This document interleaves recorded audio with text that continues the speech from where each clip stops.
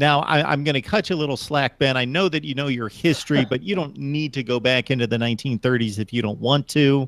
Uh, Tracking Alabama greats all the way back beyond Bart Starr. You can take this any way you want it, whether you want to go all-time history or if you just want to talk about since you've been watching.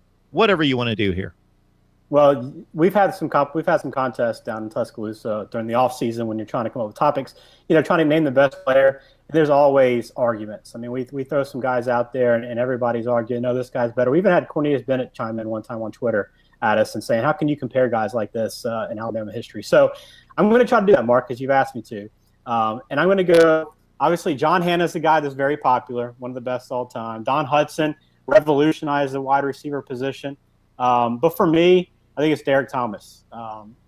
If they would have been keeping up with sacks like they do now and tracking that number, what he did was, we haven't seen anything like it. Myles Garrett was close. He's within 15 sacks of what Derek Thomas did at Alabama for his career. And unfortunately, his life was cut a little bit short. But I think he's the guy that I would pay to watch anytime. It's funny, Ben, because just the other day at work, now that you bring up the name Derek Thomas, your name was brought up in some type of discussion about all-time NFL Derek greats. And I are talking about a lot together. I didn't. Yeah, we bring your name up. The ghost of Ben George comes back to the worldwide leader from time to time, and roams the halls. But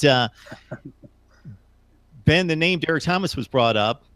And I didn't realize that was necessarily a kind of a sore spot for you, that you're such an advocate of Derek Thomas's greatness in the NFL that you're just really a supporter of you were talking to the guy that probably picked the best Chief all time as a kicker, probably, right? I think that's maybe the guy you were talking to. I've had that conversation. I remember that debate quite clearly, but he's wrong.